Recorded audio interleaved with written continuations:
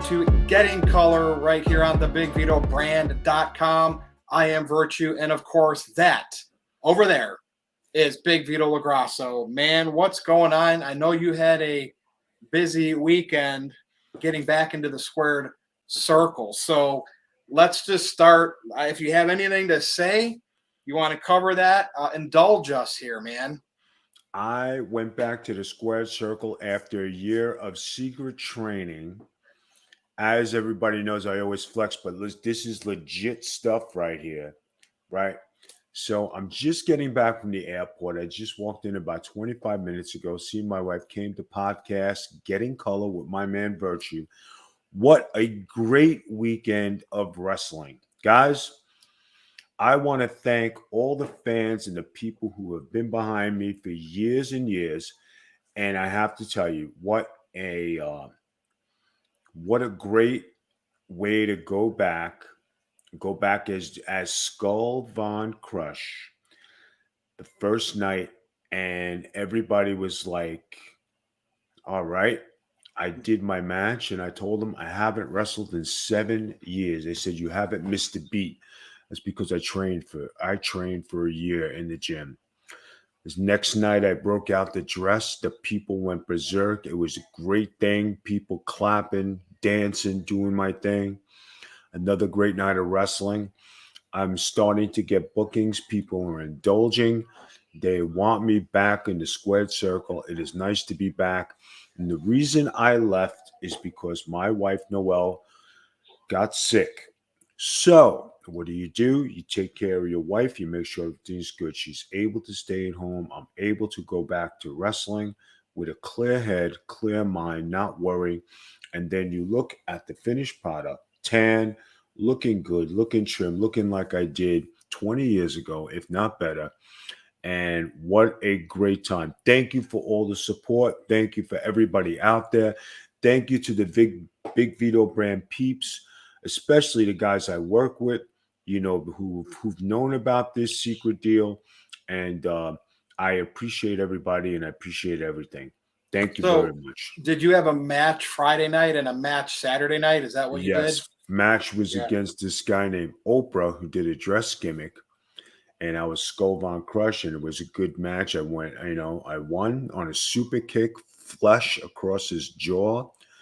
And the people popped. Everything was good. Great match. I was very physical. I was the old Skull. And the next night we tagged as the Dress for Success crew.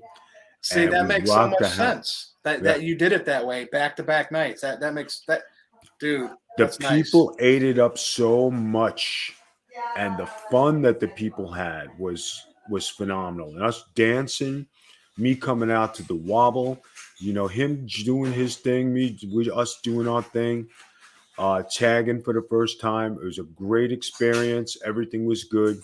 Can't ask for anything better. My wife is coming in the door right now. Here she comes. Come over here, babe. Dude, I look forward to some footage leaking or pictures leaking online. There would be some pictures. I know they will. I know they will. Any glasses on. Here she is. Here's my wife. She was at Disney the whole weekend. So it's funny, Noelle. Vito comes back from wrestling after so many years, and in 2 indie shows, from one night to the next, he tells a story. They can't even do that right on TV. I know, like one weekend, he's already like back to being a pro the way it should be. Yeah. Thank you, baby. And you're welcome. So with a happy wife, happy life, stability, goals, determination. Like I've been saying the whole time, everybody says, I don't know. I didn't miss a beat. I stayed on my feet. I knew what to do, what not to do. My heart was like, okay, just take it slow. I rocked the house, guys. It was good. It was solid. It looked like I am TV ready, basically. So as you can see, I'm still dressed in my travel attire, looking good.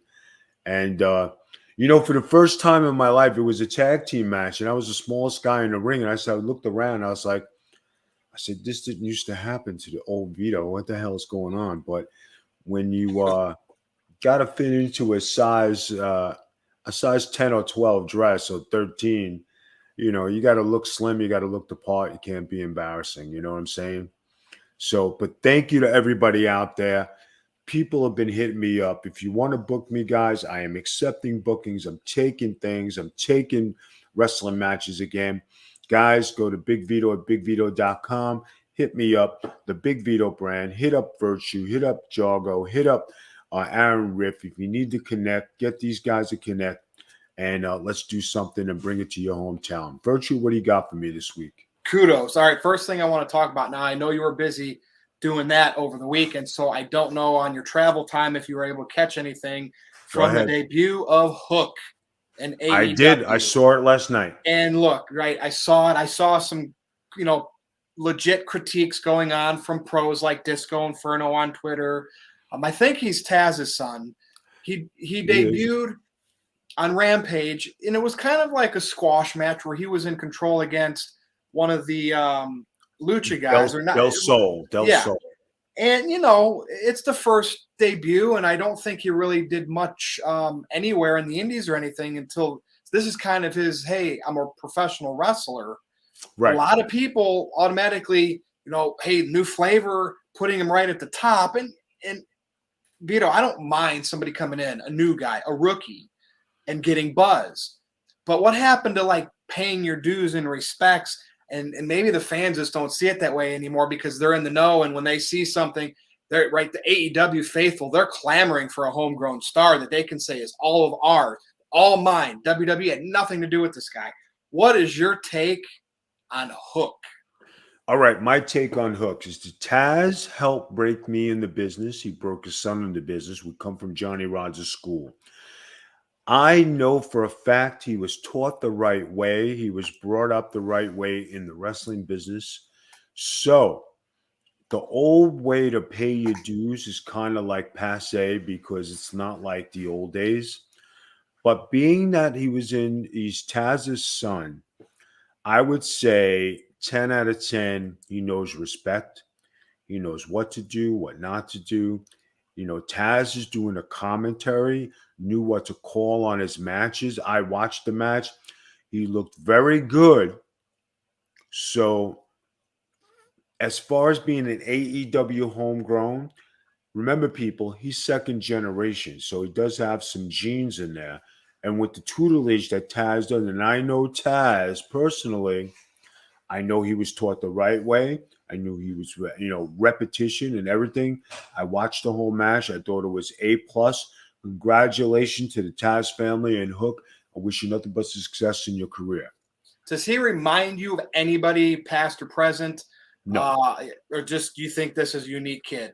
A unique look. It's today's look with the hair and the jiu-jitsu throws and everything. You can't compare to your dad because, his father was a lot bigger, a lot tanner, didn't have no hair, was a totally different look. Yeah. But as a cruiserweight, he looked fantastic, doing the first time in a packed house and his hometown. That's a lot of pressure for some young man, Yeah. But he did very good. Can't pass no judgment. He is out of AEW, so he is a homegrown talent. So let's give it to them. They did a job well done. Can't knock it. What they do from here with him, that's to be seen. Yeah. Well, you know what else happened over the weekend? Ring of Honor had their final show. Yes, we don't know if they're ever going to have one again, right? No. It looks like they're going to restructure maybe and be some type of syndicate TV program. We'll see.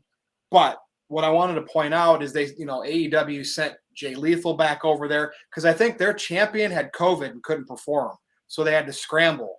I think the Briscoe showed back up. So they were able to put a show together. Right.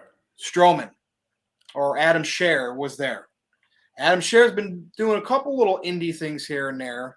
I just want your take. Final Ring of Honor show, they get a big name like him to show up.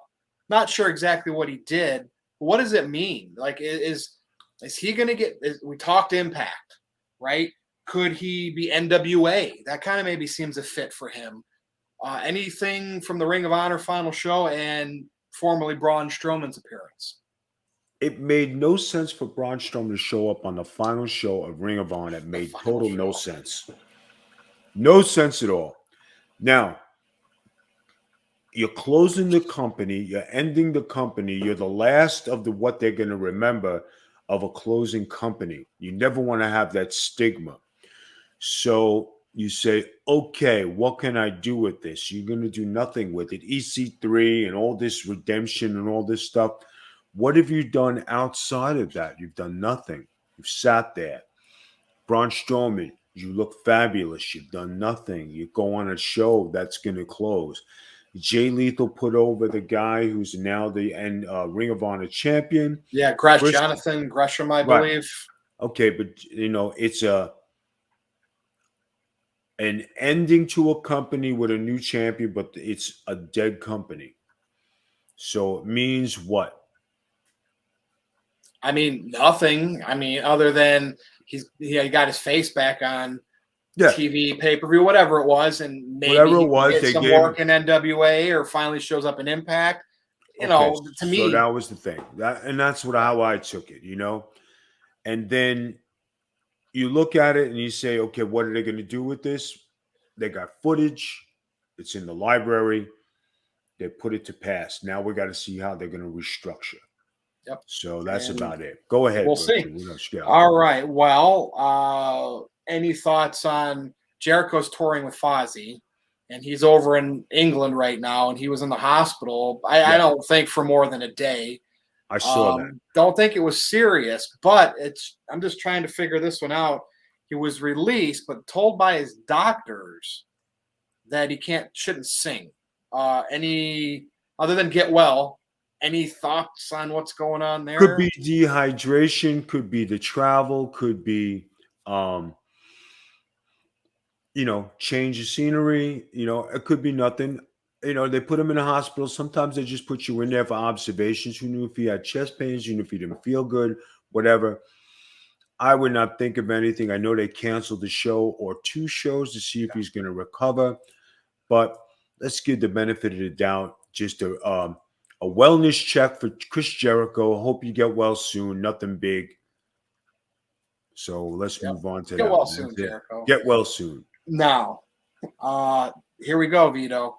So in the past week, yes, Jeff Hardy did a hot tag in a match and then just was acting strange afterwards. This was at a house show. Right. And walked out into the crowd.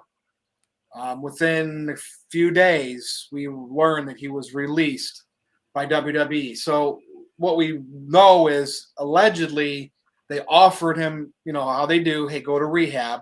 We don't know exactly the state of Jeff Hardy that night, whether he was in pain, got injured, was he drinking or taking pills.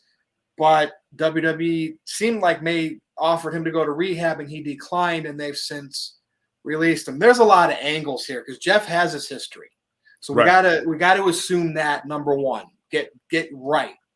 I don't think he would be doing anything like this to get released because he wasn't happy. He's too much. He's worked there before. He's worked for the big companies. Too much. I read that somebody put that on that he faked it to get released to go to AEW. A log of shit. Who's going to pay you $2 million to go and do something else? I know AEW's not paying you $2 million. I know AEW's not paying you $1 million. So the fake thing, blow it out of the water. Yeah. Could he have had a bad night? Let's give Jeff Hardy the benefit of the doubt. We don't know. We weren't there. We can't assume. Let's not say any bullshit. Let's be on the side of the wrestler. He's had some video come out where he was talking about his band or something, and he seemed like he had everything together. Whatever he recorded and put out in the last 24 to 48 hours makes you feel like, okay, maybe Jeff really isn't too screwed up right now. Right. Again, just very, very weird. Guys, you don't know what goes on in the mind of some people. You don't know the reaction of people unless you're there. You don't know what's going on. So let's not assume anything. The WWE, because of past history, offered him rehab. Could it have been a way to shed a contract that they didn't want to pay anymore because they just re-signed him and they've been doing budget cuts? So could this be a way of no tolerance? We're going to cut you. Doesn't matter who you are. Remember, Yep. They fired Hogan. They fired Angle. They fired Bret Hart. They fired Flair. They fired everybody. What's Jeff Hardy to them? They could fire him too. Now, this is where I kind of scratch my head because, Okay. Hardy's had problems in the past. I mean, if you go back to Yes, what it's happened with noted. Sting, yeah. Alcohol, prescription pills, whatever, pain pills. Jimmy Uso out on his own time, drinking, getting DUIs, and I think one of them was thrown out. WWE really didn't punish him. And is it because is this is different? I get it. Any reason because of who Jimmy's related to versus I mean, you know what I mean? I just kind of compared the two because Jimmy was a repeat offender drinking, but it wasn't in the WWE environment. Is that why these are different? Guys, Jimmy Uso is in different element because he's working with Roman Reigns. So Yeah. he gets a pass once, twice. I believe this is the third time he's had a problem. I don't recall Jeff Hardy having a problem in the last few years. And for him to get a release like this is what it is, guys. Just If take it. there And was Vito with Jeff, it was like a Jimmy thing. It was a DUI outside of right. on If his I remember, personal that's time. what it was. So guys, read between the lines. Let's not give anybody the benefit of the doubt. It's Wrestling 101. Follow it. Think clearly when you think. Let's not badmouth nobody. Jimmy Uso hopefully is doing good. Jeff Hardy is hopefully doing good. Jeff Hardy is released. He's a free agent. He's got to wait 90 days. Maybe he'll show up on Impact and reunite the Hardys. Virtue, what do you think of a Hardy reunion in AEW?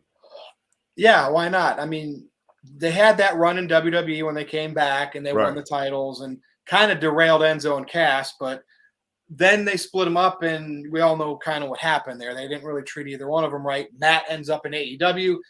I think that would be a storybook ending, right? Yes. And keep it simple, right?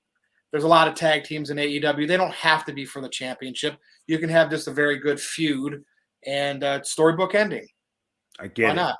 Mentioning of Enzo and Cass, I happen to know that they were at Diamond Dallas Page's wedding this weekend. Oh, wow. Did you know that? No, but good. Was that good? DDP has connections. That's right? awesome. Diamond Dallas Page had a secret wedding, and his daughter Paige, his daughter from Page Industries, she's an interior decorator and does all that great stuff. They scheduled a wedding. They got married. Rob Van Dam was there, Katie Forbes, Enzo and Kaz. Ice Train was there, so Dallas had some good peeps there. Congratulations, Dallas Page, on getting married. I just thought we'd mention that. And, do we have any Impact news?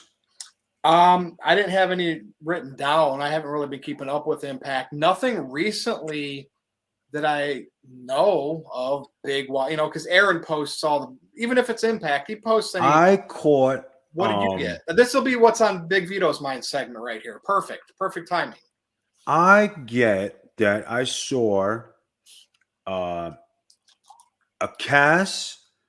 Matt Cardona match where he laid out the ref, Earl Hebner Jr., went after Cardona. Cardona's wife came in, tried to save him. Moose came in, gave him the big kick, right? Then Cass, was it that? We're talking about Big Cass, right? Right, Big Cass, right? Yeah. Gave Moose the big kick. Cardona got up, gave Cass the big knee. The thing I didn't like, you had Cass selling on the outside. You had Moose on top of the stage. You had Cardona pick up the title and he's standing there with his wife with that, oh my God, I got the title look, right? But Moose is standing there not coming back to get his title. That is your title. You should have marched down to the ring. He's the current holder of the title, right? Yeah. So if you're looking to do an angle, Why aren't you going to get your gimmick? Why aren't you going to get your title? I didn't understand that at all.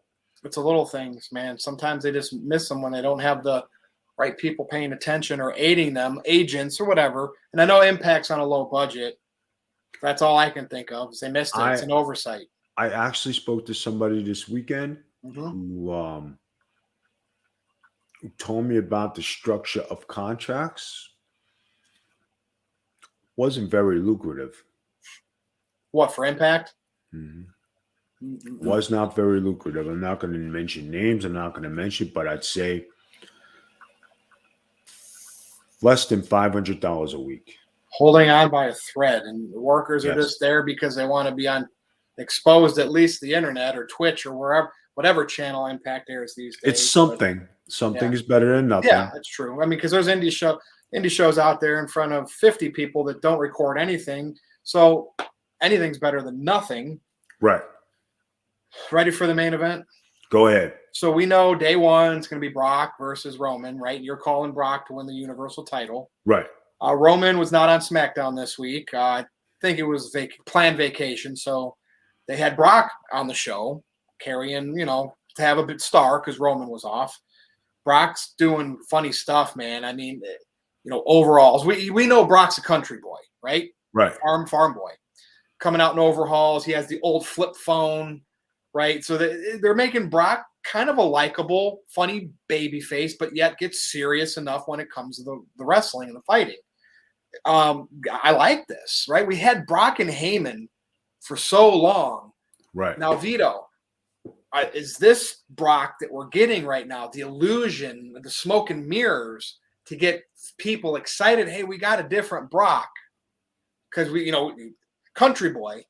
And then, like you said, they're going to click their fingers. Heyman, Brock, and that beast like we've had the last decade is coming right back. Like, what does this babyface run of Brock mean? Is what I'm really asking you. Just a different flavor for society and just to get people interested in Brock again. I don't know what Sami Zayn is doing with that hair and that beard and the hat. It's like Fidel Castro, man. I know he looks like Fidel Castro. I just got nothing against him. But then you have Kevin Owens begging to get out, and I think Sami Zayn is following suit. So I think Brock and Sami Zayn had a match. I think Sami did the job. Yeah, it was like a squash. It was a squash. And or actually, no, it was Reigns. Well, it was Reigns that had the match with Sami after Brock beat Sami up. I don't know if Zayn and Brock ended up having a match or not. Maybe they did Friday night, but the week prior, it was a squash match for Reigns. It was a Universal title match. Okay. So whatever the case, I don't know what they're doing with Sami Zayn. I don't find them interesting. I don't find them entertaining. But he was a piece for Brock to play with. Brock is getting over as a babyface without Heyman. Will they take it further? I don't know. Let's wait and see. That's all we can do right now. Now, who, so we're talking about, obviously Jeff Hardy was released. They lost Daniel Bryan. These guys were on SmackDown, and Jeff Hardy was rumored to be one of those guys to work a program versus Reigns as a filler. Right. We know recently in NXT, O'Reilly and Gargano, Kyle O'Reilly, Johnny Gargano, basically are done in NXT. And from what it appears to be, are you expecting them to go to AEW? I mean, that's what makes most sense.